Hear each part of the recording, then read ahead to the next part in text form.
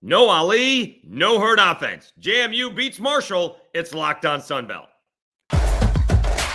You are Locked On Sunbelt, your daily podcast on the Sunbelt Conference, part of the Locked On Podcast Network, your team every day.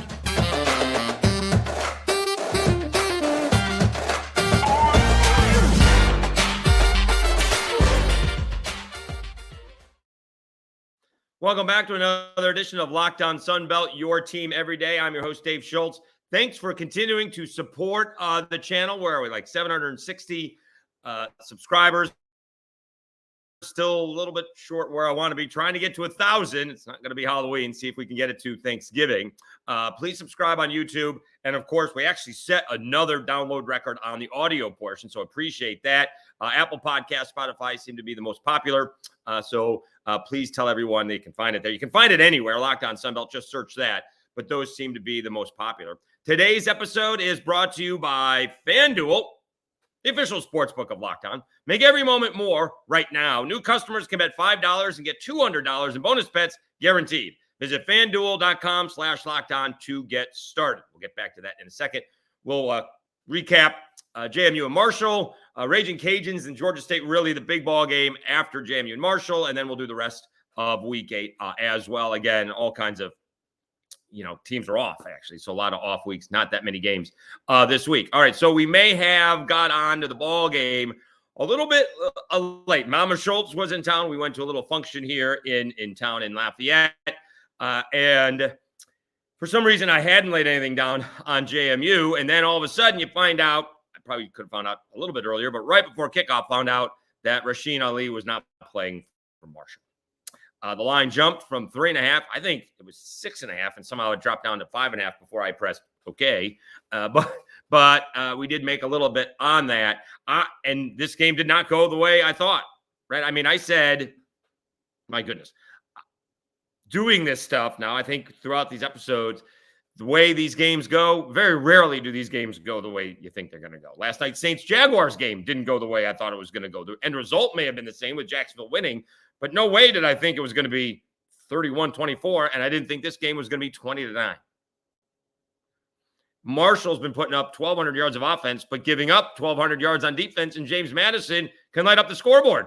It was 3-0 at half. 3-0 at half. Then it was 3-2. Bottom of the 6th. And finally, Jordan McLeod, who got banged up a little bit, led James Madison on a couple of touchdown drives, and Marshall just had nothing. And as a guy who had, was given 5.5 points, the only way that Marshall was going to get on the scoreboard was a fluky, tipped interception, pick 6, scoop and score, or a kickoff return. And that's exactly what happened. That was the only points, that and a safety. That's it. Let's see here. It was Jaden Harrison, 94-yard kickoff return, made it 20-9. And you get a stop and a score, and all of a sudden you lose on that 5.5 points. But, I'm sure, quickly Curt Cignetti realized they don't have Rasheen Ali. No Rasheen Ali. There's no Marshall offense. And it looked that way. This is how bad the Marshall offense was. They threw for 173 yards. They have a total of 169 yards. That's -4 rushing. Now, in college, as most of us know, when you get sacked, they take it off the rushing totals. They had 8 sacks. Marshall got sacked 8 times. Well, Cam Fancher can't throw it downfield. Not if he doesn't have any time. Not if guys are in his face the whole time. He obviously did not have a good game, 17 of 30 overall, 173 yards, and 1 interception, which was a really good defensive play. Ball's underthrown, but a really good defensive play by a linebacker in coverage.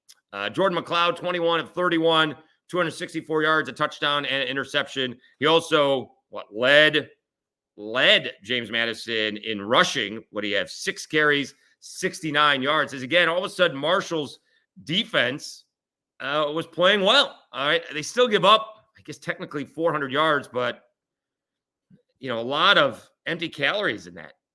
They gave up 405 yards.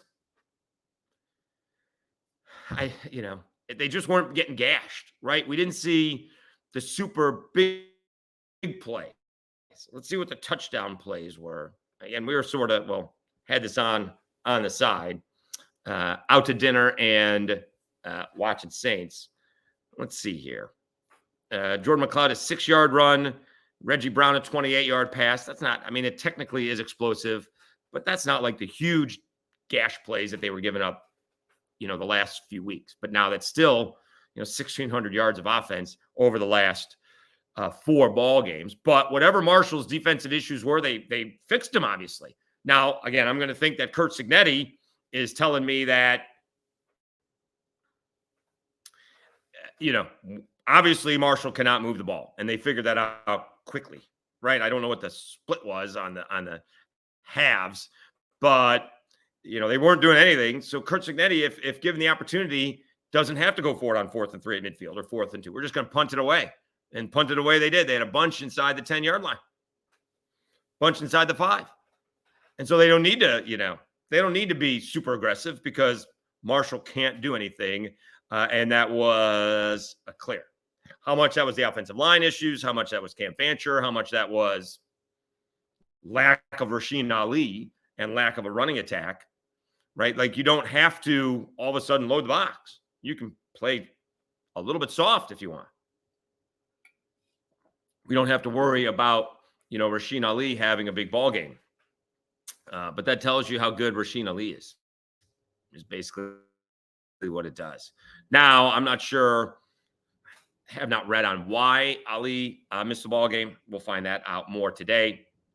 But, how do you change your game plan moving forward, right? Like, again, we can go back to the Saints. They know they have a bad offensive line. They need to do something about it. They actually did. They actually had some screen passes. They're not very good at screen passes, but they instituted them in their game plan against Jacksonville. Whereas, did Marshall make the adjustments to not having Rasheen Ali? We got to do, how about QB draws, right? You got to somehow stop that rush just for a half a beat, just a little bit. JMU improves to 7-0. Marshall is 4-3, 1-2 in the conference. So let's check out the East here. All right. Georgia State, we'll talk about that. They're coming into Lafayette to take on the Cajuns. Both Georgia State and Old Dominion are 2-1.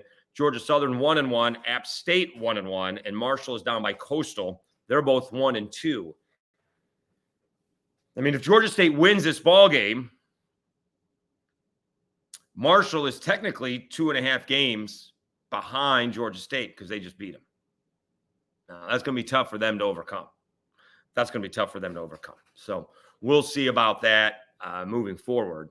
But obviously, not surprisingly, and I think I tried to put it on, and when I tried to initially look at the bet, it wasn't there. I had to try a couple of times because they probably changed the line. Because all of a sudden, no Rasheen Ali, obviously the line's going to change. But we certainly cashed in on that. But it was good to see the Herd's defense made the adjustments, but there was just no offense, and JMU did more than enough, beating them 20-9 to get the win and stay undefeated. All right, let's take a timeout. When we come back, we'll preview what really is the biggest ball game remaining on the Sun Belt schedule. It is Georgia State 5-1 coming into Louisiana to take on the Ragin Cajuns on homecoming weekend. And that'll be a big ball game. It is on nationally televised. It is ESPNU, a little bit late, 7 p.m. All right, so we have a double sponsor. We did.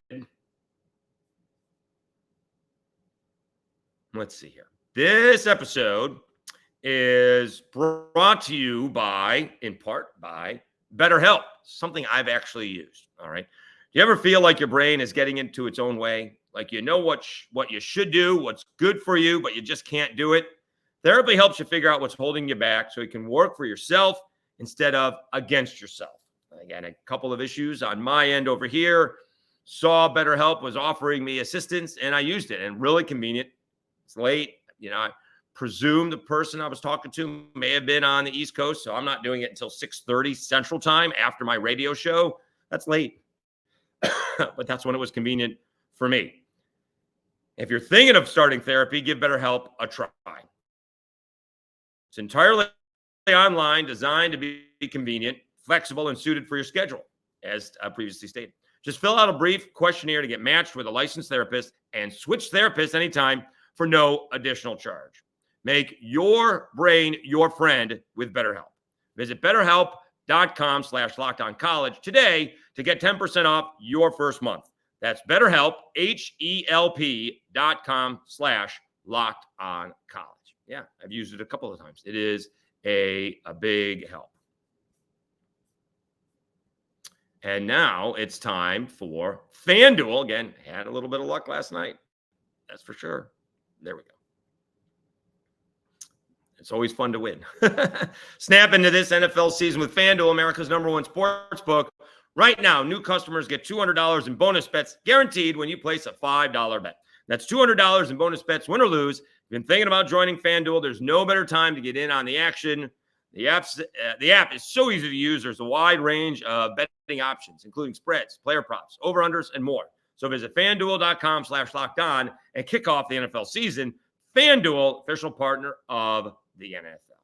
All right. And we did well. JMU -5.5 yesterday. Dave Schultz, Locked On Sunbelt, your team every day. All right, so let's talk about the rest of the schedule. It's not, to me, all that impressive except the Ragin Cajuns ball game.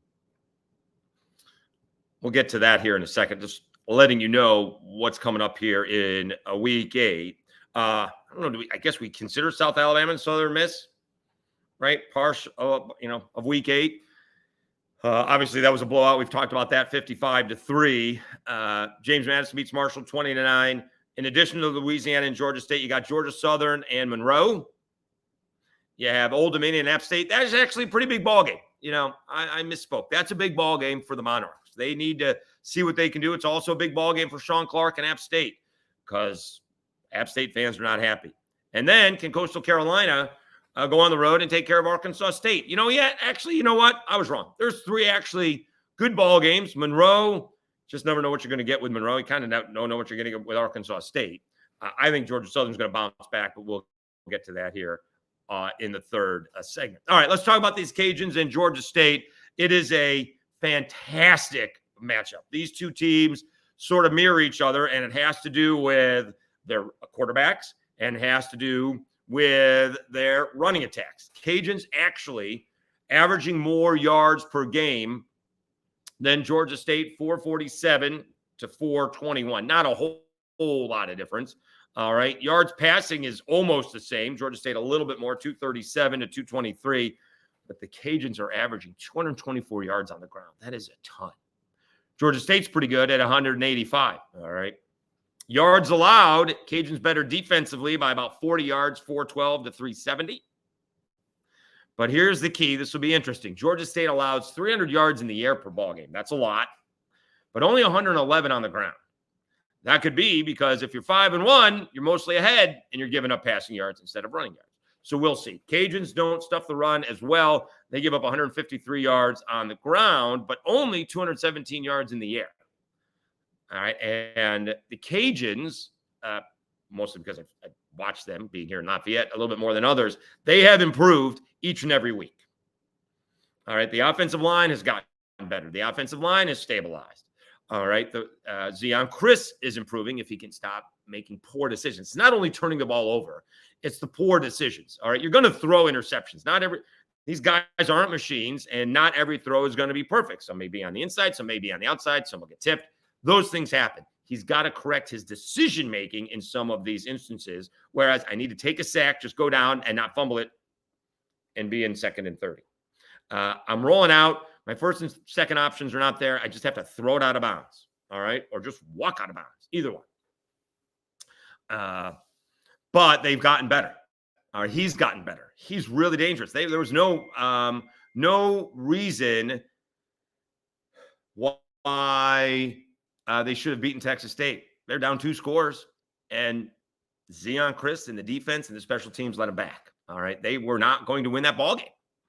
They made too many mistakes early on to fall behind, but they came back, and maybe that's where the turning point is. Again, if this was in Atlanta, I'd pick Georgia State.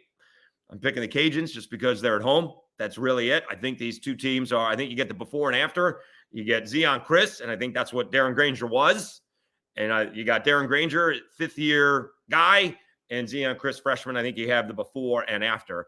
I really do think this is going to come down to turnovers, maybe who has the ball last, and who can stop the run and who can run the football. I don't think you have to go deep into analytics to figure out who's going to win this game. I just don't. I think it's that close. All right. Now, don't misconstrue this. They may end up with, the score may get funky, like last week's Georgia State Marshall ball game, right? It looks like it was a blowout, 41-24.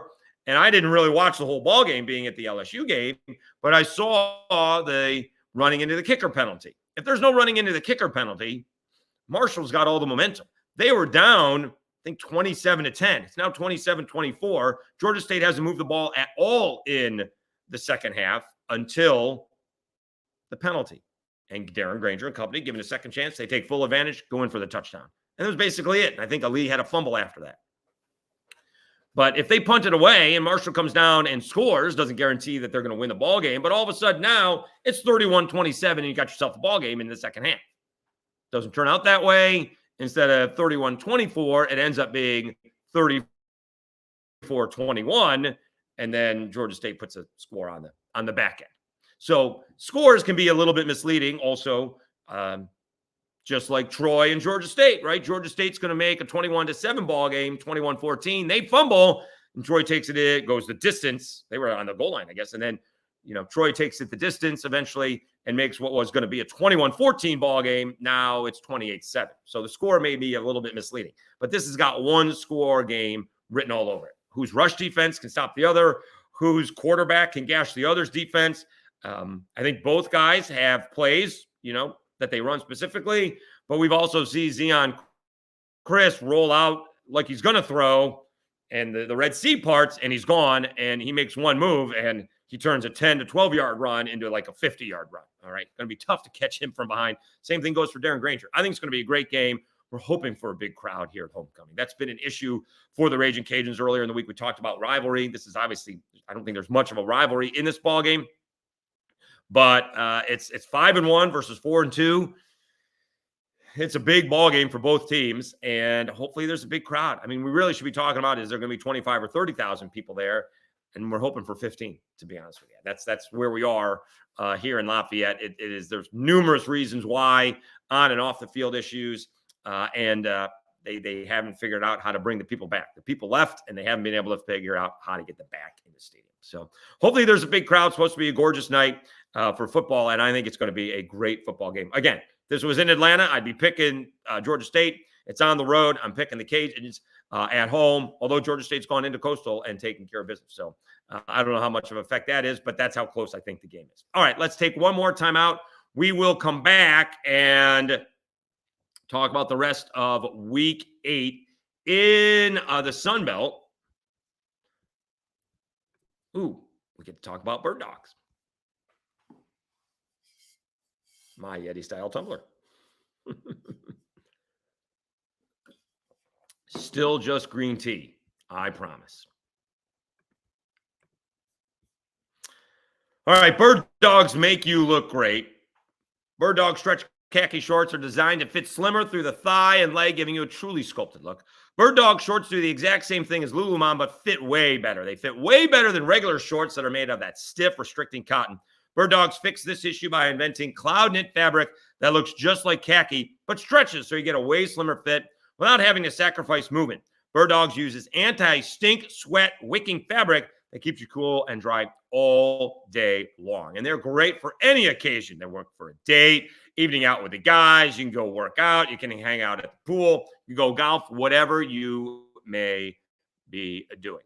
Go to birddogs.com/lockedoncollege or enter promo code LOCKEDONCollege at checkout for a free Birddogs water bottle with your order. That's birddogs.com/lockedoncollege for a free water bottle at checkout. You won't want to take your Birddogs off. We promise you. Again, mine is don't have the water bottle. I still have the Yeti-style tumbler. All right, Dave Schultz, Locked On Sunbelt, your team every day. Let's wrap up the Week 8 preview, and you do have some big ball games. Whether they're the top teams or not, ODU, again, is 2-1 in the Sun Belt. If they take down App State, they're I don't know about the driver's seat, but they're certainly in that spot to win the East. And there's been a whole thing this week, right, about JMU being denied and, you know, the NCAA being being very subjective compared to when they let others, you know, they get a waiver through to go to a bowl game. And it really is the Sun Belt. There's the whole thing there. Maybe that's a good episode. Maybe we'll get we'll talk about that in a different episode. Anyways, Old Dominion is 2-1. Don't know what's going on with the quarterbacks there. They seem to be going back and forth. Will Noel play for App State? He played in that. He had one carry against Coastal and then was out. So it'll be interesting to see if he comes back. I'm going to guess that Ryan Berger is not back, right? He was warming up against Coastal, but he was still on the sidelines. Troy Aguilar's played pretty well. 14 touchdowns, 5 interceptions. This is a big ball game at home for ODU, also on national TV on the NFL Network. Also a big ball game for App State. I don't think Sean Clark should be on the hot seat. They've lost in double overtime to North Carolina, and they've lost on field goals to Wyoming and Coastal Carolina. Those are tough losses. App State has a higher standard, and they don't accept those things. So we'll see. I don't think he should be on the hot seat, but fans in lovely Boone, North Carolina are not particularly happy. Lose to Old Dominion, and maybe the seat gets to a simmer or something along those lines. All right, Georgia Southern didn't show up at all against JMU. That's why I was so surprised at what happened against Marshall in terms of JMU's offense. Let's see if they bounce back against Monroe. It's been a crazy season for Monroe, right? They started out 2-0 for the first time since 2018. A&M was in there, so they're going to lose that ball game. You know, they have a chance to beat App State, to go up 2 scores late. They get a goal line stand against them, then give up a 54-yarder field goal to lose the ball game. All right. Then they didn't show up against South Alabama, or South Alabama figured things out, right? South Alabama's only scored 110 points in the last 2 ball games, and they lose 55-7. And then they had Texas State. Texas State, they were up by 20-9 after a pick 6, and then Texas State puts 2 scores on the board. Not the Warhawks defense was the issue. It was the offense. They went 3 and out when they had a chance to run out the clock. So that was the issue there. I think Georgia Southern, 17 points. It seems like a lot, but I would take the Eagles in that one. I am going to, you know what? I'm going to roll with Old Dominion. App State may win that ball game, but I'm going to take Old Dominion at home with a 6.5. Give me the 6.5. I think Old Dominion keeps it close. Arkansas State also been up and down. And I guess it depends on which offense Coastal Carolina shows up with. Are we showing up with the Jamie Chadwell offense that works so well against Georgia Southern, or do we do the Tim Beck offense? I would stick with the Jamie Chadwell offense. Really difficult to defend Arkansas State. It's either all or nothing with Arkansas State. They either put up like 40 points or nothing. They've lost 73-0, 37-3, and 37-3. They've won 31-7, 44-37, and 52-28. It is crazy. So in their wins, they're averaging somewhere around, 40 points. And in their losses, they're averaging less than 3. What is that? That's crazy. That's insane. So 10 points is a lot. 10 points is a lot. Let me see the home games. They did lose at home 37-3. So I'm going to take Coastal in this one. I'm going to take Coastal. I think they'll win by 10. I think, something like probably 34-20, something along those lines, 31-20. We'll see. All right. But there are some big ball games. Coastal Carolina can get back into this team. They're record up at 2-2. Let me check out again the standings. So let's see here in the East. So, Georgia State and Old Dominion, huge games this week. Georgia Southern trying to get back into it. they're a half a game out. App State, a half a game out. Marshall and Coastal behind the 8 ball at 1 and 2. All right, everybody, have a great weekend. We'll have a full recap on Monday. We'll see if we get some instant recaps this weekend. Again, Mama Schultz is in town, so we need to entertain her. We may not be watching too much college football on Saturday until we take her to the Cajuns game. All right. Again, everybody, have a great weekend, and thank you so much for tuning in to Locked On Sunbelt, your team every day.